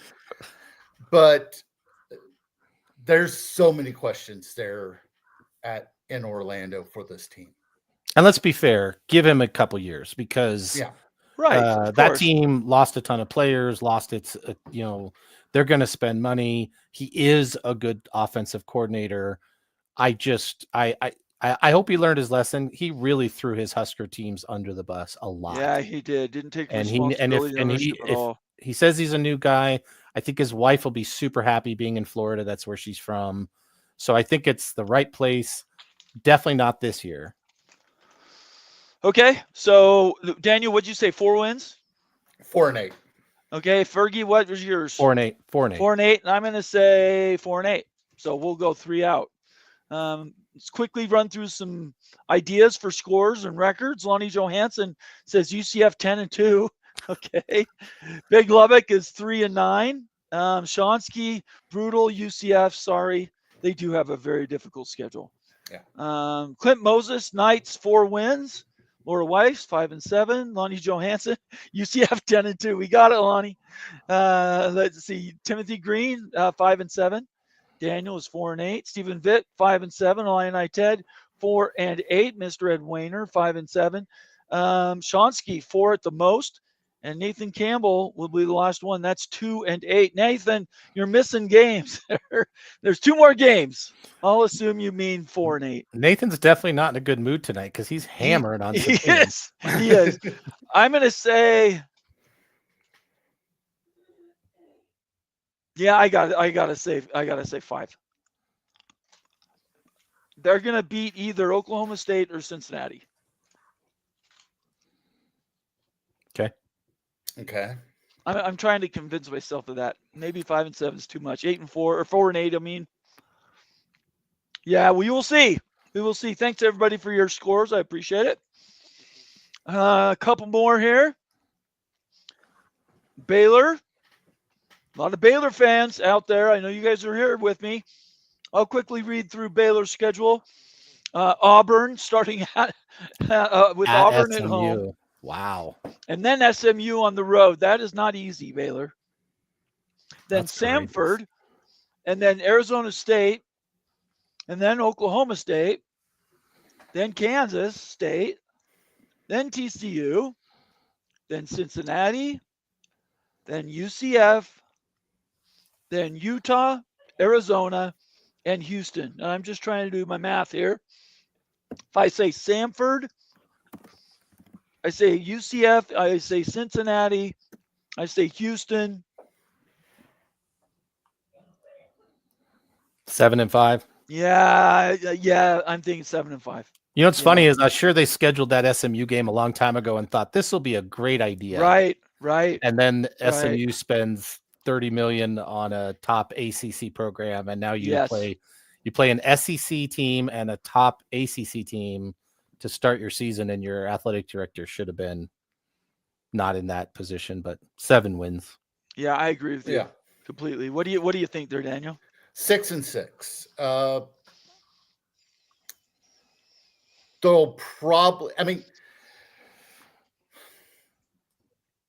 1, 2, 3. Yeah, 6-6. You're doing the same thing I did. Yeah, I just recount. I just added it up. I'm like, wait a second, I'm missing one. Yeah, I think they'll go 6-6. Okay, make a bowl game and Dave Aranda gets fired. Maybe. No, well, I think he's fine. If you ever watch the Sikkim 365, Mac Rhodes is their AD. Of course. Yeah. And Mac Rhodes loves Aranda, so I don't know if they go 4-8. I think he gets run. Yeah, 4-8. Yeah. If he goes 5-7, I think he could get run. But 6-6, he's staying. Okay. Yeah. Very fair. Let's start off our picks with Mafia family picks. We're going for Baylor right now. Laura Weiss says 8-4. Let's see, Stephen Vitt 7-5. Big Lubbock 10-2 again. Daniel Guyag 6-6. He is pro Texas. Okay, that makes sense. Lonnie Johansson says Baylor's 8-4. Clint Moses says 8 wins. Baylor 7-5. Illini Ted says Timothy Green 4-8. So glad KU avoids Baylor this year. They were hottest team in the U.S. at the end of the year. He says 9-3. Okay. Clint Moses says Aranda is running out of cards to play besides fire coordinators, short rope. That's true. Yeah. And then Town Hawk says their QB is a problem. So, oh boy, the Big 12, man. Big 12 is just a gauntlet. Mm-hmm. All right. We have 1, 2, 3 left, right? Mm-hmm. Yep. 1, 2, 3 left. All right. So let's start with Arizona State. And I couldn't get my ASU guy to come on. I'm sure his schedule was deep. I gave a general invite. I'm sure he's just real busy. But Northern Arizona. Local. Right. Then Mississippi State. Terrible. Then Texas State. Worst SEC team. Right. Mm-hmm. Texas State. Then Baylor. Then TCU. Then Utah. Texas Tech. Houston. Iowa State. West Virginia. Colorado. Arizona. I have Arizona going 8-4 or 9-3. What do you guys think? Arizona State could be 10 or 11 wins because that schedule is it's very too favorable. Yep. Yeah. They don't play BYU. They could easily be 5-0 to start. Yeah. Then they could go run off another 3. So they could be 8-0 and go to Iowa State for a critical game. And then hopefully Daniel's team can knock them off. And then we'll knock them off, bring them back to earth, and make them 9-3. But I could see 10 or 11 wins if possible, if they do what they did last year. Daniel? They were picked dead last year. And what was their record? I mean, they won the league last year. Mm-hmm. And should have won that game against Texas. I go on and on on that one. I could really see I'm going to say 9-3. Yeah. Okay. That's what I have too, is 9-3. But they do have the potential. There's a couple flip games. Yep. The West Virginia at home is good, but they play Iowa State on the road. Mm-hmm. They also play at Utah. And I'll just tell you that their record at Utah is not great. So I picked 9-3, but if they win a couple of these flip games, they could be 10-2, 11-1. Yeah. And they miss BYU. Oh, we're going to give them a heck of a shot. November 22nd. We definitely. All I mean, right. it's awesome. We're very proud and happy for Jordan Tyson. He was a Buff when he started his Right. career, and for him, he had a terrible injury, and now he's just did. a great kid. But that schedule is probably the most generous Big 12 schedule for kind of the returning team for that won the league, and their AD is smart. They picked the weakest Power 2 team to go play. So Yeah. Yeah. Yeah, they have 7 home games too. What the hell are you doing over there, BYU? Gosh. Laura Weiss checking in says 9-3. Thank you, Laura. Lonnie Johansson says ASU. I don't know. Timothy Green. The Sun Devils go 6-6. no. Big Lubbock. ASU will be 7-5. Nathan Campbell 6-7. They lose a bowl game. Clint Moses, Sun Devils 10 floor. 10 is the floor. Shonsky Lubbock, not a high-rated portal class, but the pieces they add are remarkable. So we'll have to see. I did that. Coos Corner checking in. Good to see you, Justin. Thanks for joining the show for a few minutes. October 3rd in Provo, Utah, on a Friday night, national television. It's on. Of course, he's talking about West Virginia, and that'll get a big number if you guys are undefeated and we are undefeated, Coos. That will get a big number. I'm making the trip. And if you guys are coming, I will. I can't host you at my house. I've got family in my extra seats, but we could get together for dinner. Give you a place to hang out if you don't want to be at the hotel. So, and then I can give you tours. We could go places too. So, October 3rd. So that's West Virginia. Daniel says he's making the trip. I appreciate that. Arizona State goes 9-3, 10-2. Coos says we won't be undefeated. It's like the 4th week of the season. Justin, come on. All right. I don't have anything else. So let's do your picks really quick. 10-2. Okay. Daniel? 9-3. 9-3. Mm-hmm. Yeah, I'm going to say 9-3. I'm going to stick to 9-3. Okay. All right. So we got everybody's picks. I appreciate that. Thank you, everyone. You make our screen a little bigger again. We have 2 more. Arizona. And I don't have an Arizona fan in here, I don't think, unless I missed them. Where are all my Arizona State people? I'm getting upset. All right, anyway. Let me flag this so I don't lose my place. Okay, guys, so everybody knows we got about 20 minutes. If you want your comment to be read, make it a super chat at this point. I do have some already flagged. If I have extra time, I will go with them. We're 250 people watching live, so it's kind of hard to mark all those comments throughout the show, so I'll take what I can. But all super chats we will read, I promise. All right, Hawaii at home. That's a win. Yep. Is that Weber State? Weber State. Weber State. That should be a win. Kansas State at home. So starts with 3 home games. What do we think about that Kansas State game? They'll get smoked. Kansas State will go down there and get nice and suntan and just pound them. Okay. All right. Iowa State on the road. I think I know where everybody's going on that one. Mm-hmm. Oklahoma State. That's their best. That's their best chance for a league win right there. Yes. Right. Then they have BYU at home, which is an advantage. Houston on the road. Colorado on the road. Fergie. We actually do well against Arizona football at home, so that's one of the old Pac-12 teams that we could deal with. Not their basketball team, but their football team. Yeah, their basketball team. Wow. Then we have Kansas at home, Cincinnati on the road, Baylor at home, and they will finish at Arizona this year. Territorial Cup, last game of the season. I have Arizona going 5-7. What do you guys think? Wow, Bomber. Where are you seeing ability or talent at Arizona right now? Like, honestly, I think. Well, for one thing, I like Noah Fafita. No, I think he's kid's athletic. I think he's in a bad place though. He doesn't have he doesn't have Teterow. Transfer. He doesn't have Teterow, and he doesn't. Obviously, Fish So what are you saying? really- 2 wins? They beat Hawaii and Weber State? Yeah, I think they lose. I think they lose 10 games in a row with a chance of Oklahoma Wow. State or Houston. I'll be honest, I that was a terrible hire, and they do not have support. They do not have money. They do not have talent. I'm amazed he stayed there to play quarterback. He must have got a sweet deal. He's probably taken most of their money, but that's the 16th team in the league.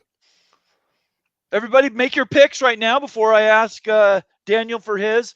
This is the time. Give me your record for Arizona going into the 2025 season. Okay, Daniel. 3-9. 3-9. Hawaii. Yeah, Hawaii, Weber State, and split it between Oklahoma State and Cincinnati. Houston. Oh, at Or- Cincinnati. Mm-hmm. Okay. You Because guys are the- convincing me.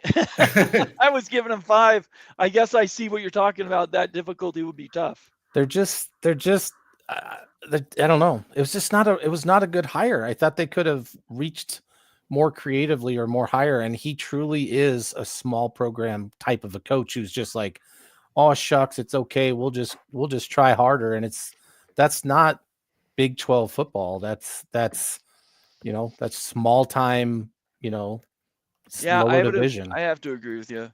Let's get to some picks real quick. Mr. Ed says ASU 10-2. Oh, sorry. I needed an Arizona pick there. Let's see if I can get. We have Arizona State. Who we got joining here? Cody Stovall. What's up, buddy. brother? How you doing? Oh, I could complain, but nobody would wouldn't do you listen any good. anyways. Wouldn't do Yeah, any that's right. good. So we're working right. backwards, and we are down to Arizona and BYU. Tell me what record Arizona is going to have at the end of the season.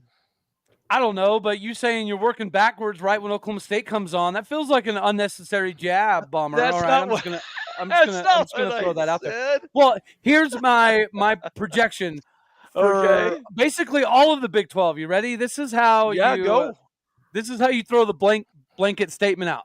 We're all going 7-5, fellas, because in the bipolar Big 12, we don't know what's going to happen one week to another. So Yeah. if we were throwing darts at a board and all saying that we're going to be 7-5, it might be pretty close. All right. We're saying 3-9. Hold on, let me look at this thing here. You're doing the I same said thing I did. said 2-10. You said 3-9. Sorry, I apologize. Okay, Hawaii's a W. What is that? Is that Weber State. Weber State. Okay, well, that's a W.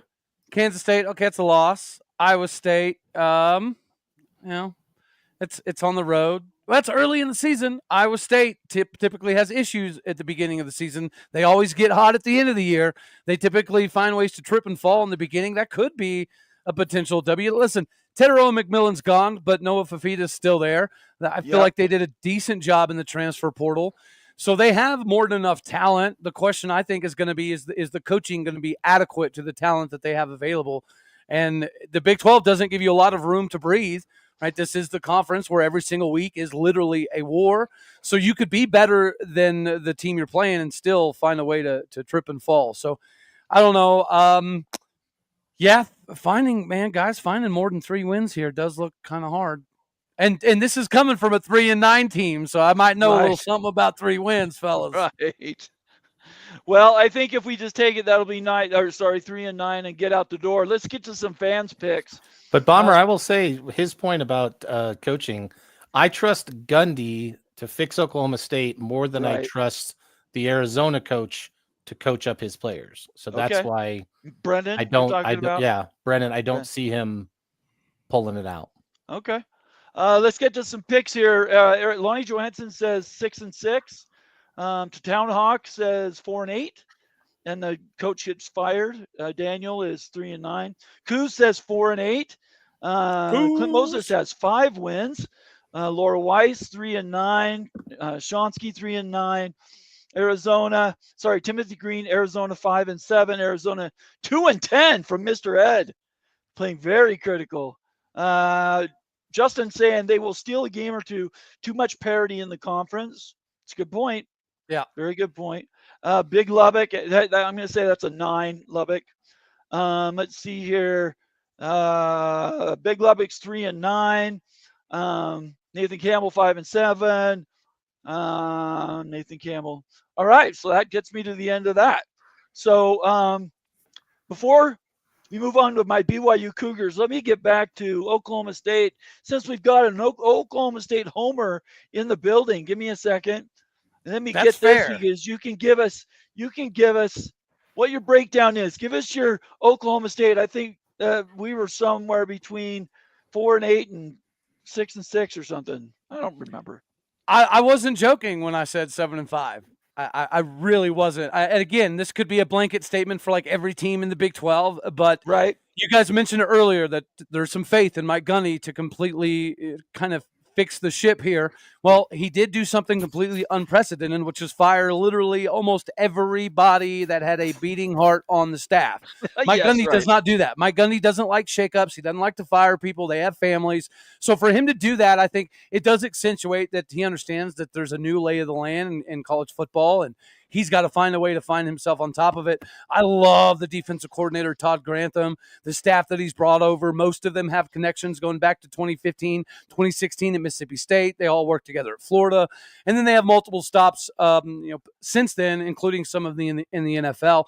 From a talent perspective, we'll call a spade a spade. Oklahoma State does not get a bunch of 5-star dudes. Oklahoma State has 2 5-star transfers just in this class, which is yet another reason why Todd Grantham should get people pretty excited in Stillwater.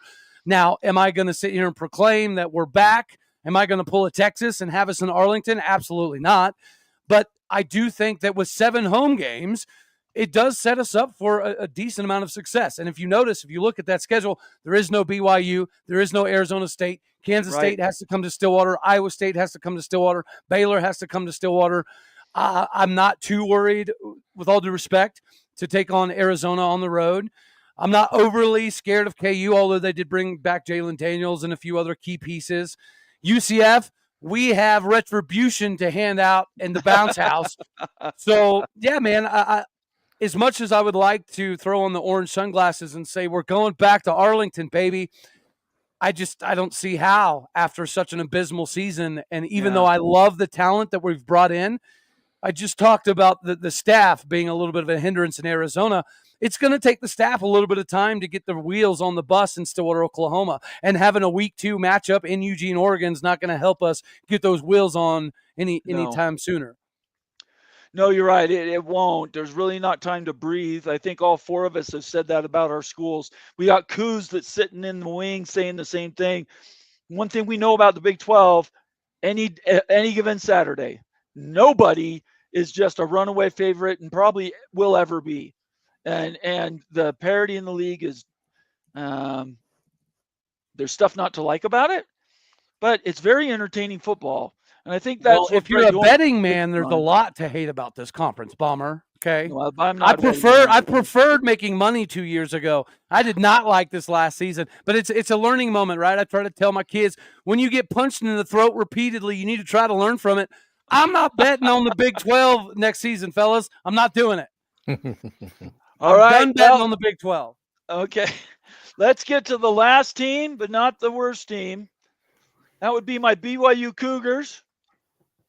BYU coming in, and this schedule, depending on who you talk to, is favorable or not. So I want to walk through this with you guys.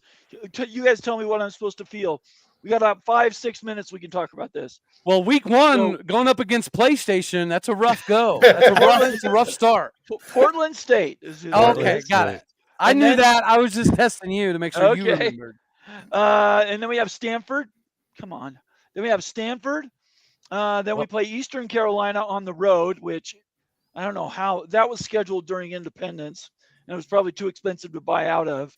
But that's not a game they should be making right now. Then Colorado on the road, so they go back-to-back on the road. We talked about BYU Colorado during Fergie's time, so we're not going to duplicate that. Yeah, it's payback. We'll wrap it up, though.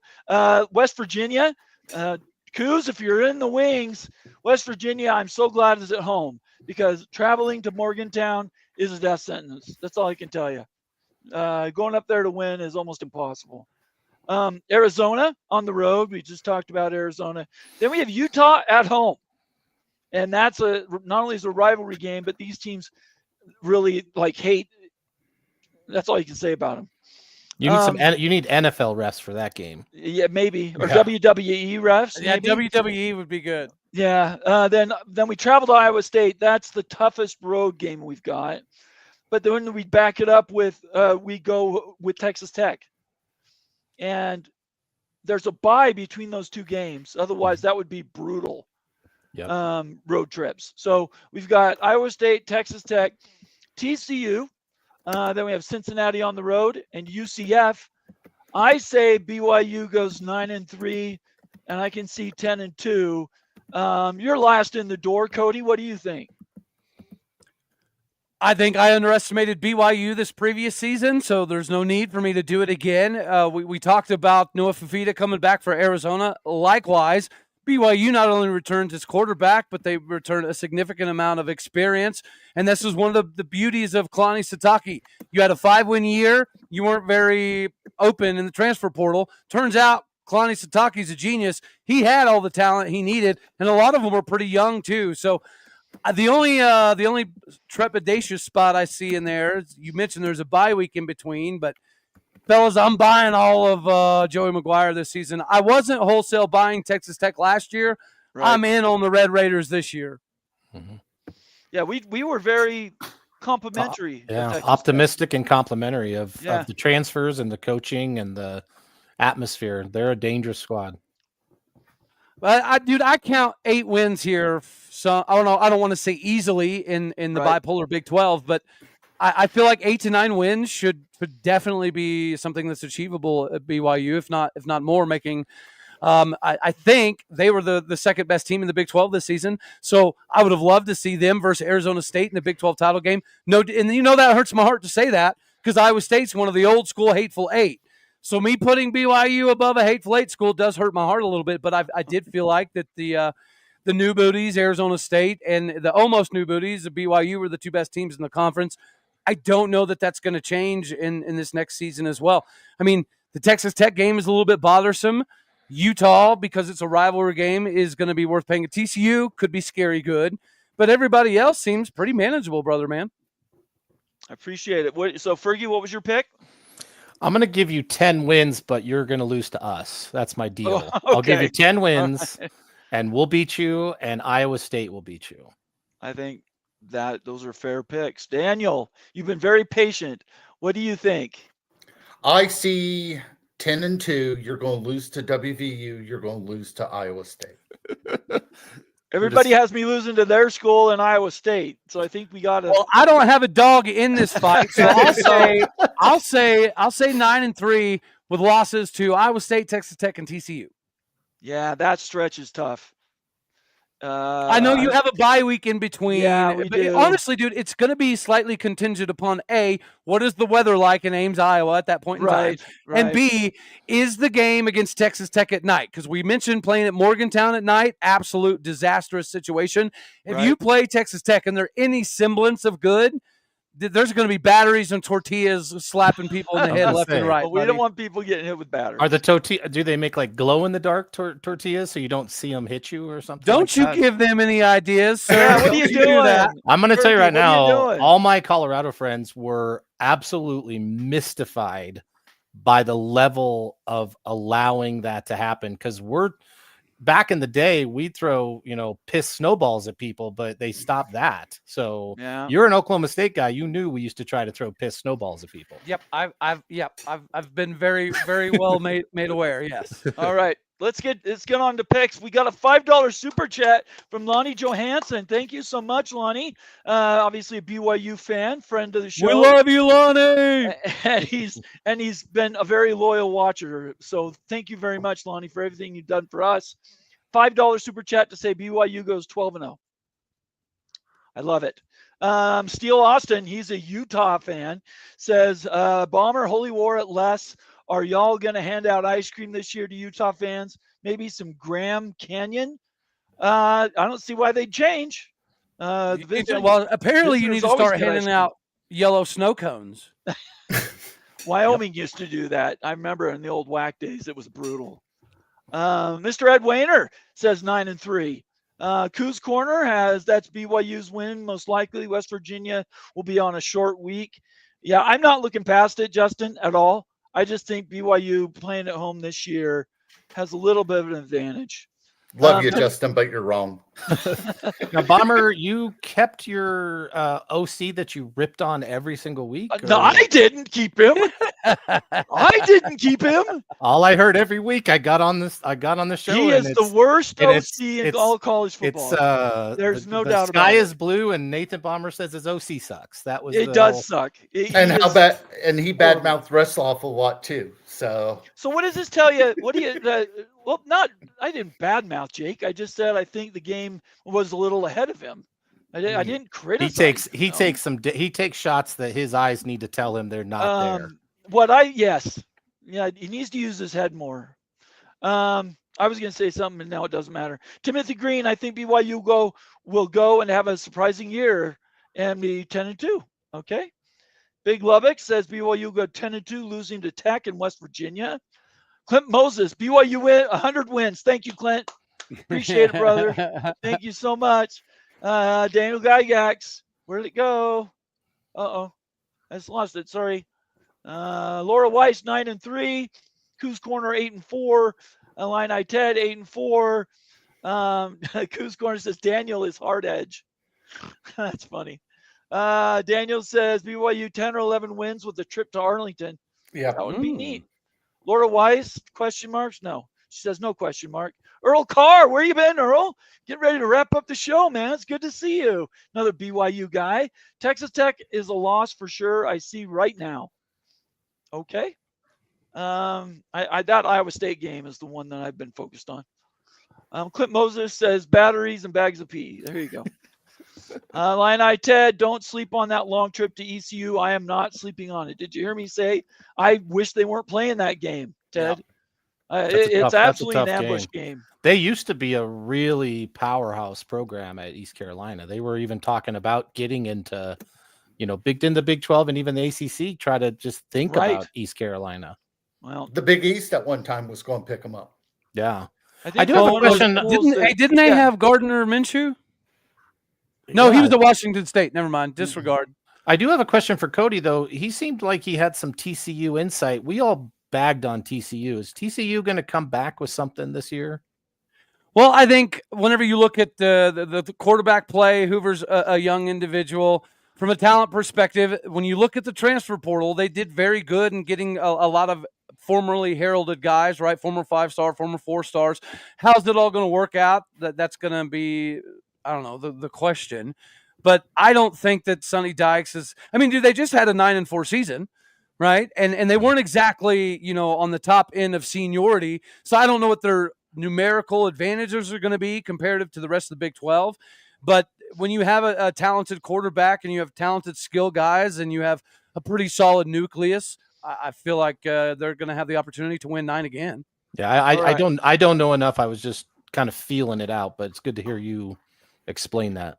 Let's get the rest of these when it came to the transfer portal, yeah. Let's get the rest of these picks in, okay? Sorry. Okay. We can talk about TCU some other time. Nathan Campbell says, give BYU 10 wins. Utah is upset. Laura Weiss says Big 12 is bipolar. Earl Carr, $5 super chat, member extraordinaire. Thank you so much, Earl. 9-3 losses to CU, Texas Tech, and West Virginia. I thought BYU played Oklahoma State this year, but they don't, right? Nope. Yeah, for some reason I thought that was coming. Town Hawks says 9-4, and Daniel will be the last. Agreed, Laura. It's going to be a fun watch. All right, I'm going to get that off. Let's do this. Okay, final words. We'll start with Cody for popping on. Appreciate you joining the show and taking my open invite, Cody. I wish some other people had time to go, but we know lives are important.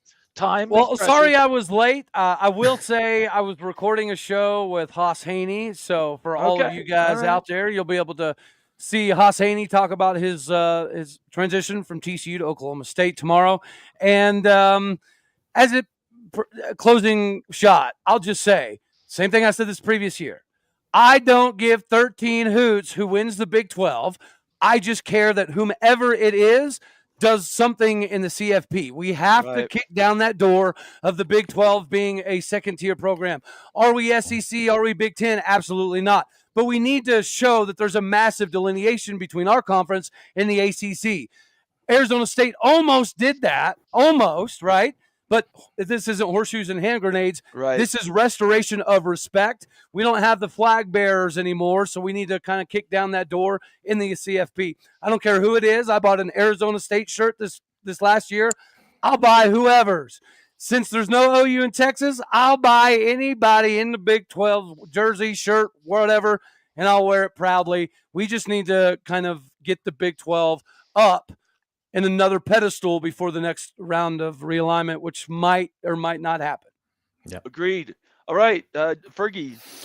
I would say it's a good schedule. I mean, the Big 12 did the best they could. I would say that thinking about what you guys talk about in a lot of the other shows, I wish we had better non-con schedules. Yeah, because I think we're the type of conference where I'd rather us just play big games, and even if we lose them, and still go to our conference and be 9-3 or 8-4, it's better for the league.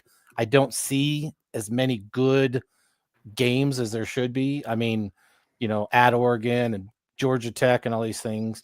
Otherwise, as a buff, I would say that giving us 7 games in a row with unknown quarterbacks is going to be a gauntlet. We're going to have great content every week. Who, what, where, when is throwing the ball, running the ball, catching the ball.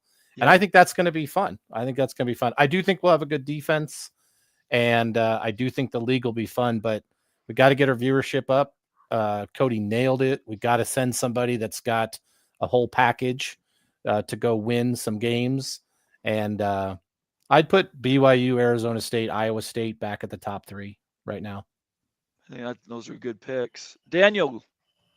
I could put 7 names in a hat, pull them out, pull 2 out, and sit there and say, give a good reason why they're going to be in Arlington for this Big 12 championship. Okay. All right. Well, I appreciate everybody. We try to finish under 2 hours, so I appreciate everybody joining us and being here. Thank you for the super chats. Certainly, thank you to all the members. You guys help us keep this thing going, and I really appreciate that. I'm just going to tease right now. Tomorrow night, I have, let me make sure I get it right, Ryan P. Mulvaney. He's a lawyer, and he works with athletes for NIL. He has been covering the House settlement, CBA, all that stuff. We're going to be doing an interview tomorrow night. So that'll be 8 Eastern right here on this channel. And I just encourage everybody to tune in. So for Cody, for Fergie and Daniel Gygax, I am Bomber. You guys have a great night. Stay out of trouble. And Big 12 always. We'll talk to you soon. Bye-bye. Peace.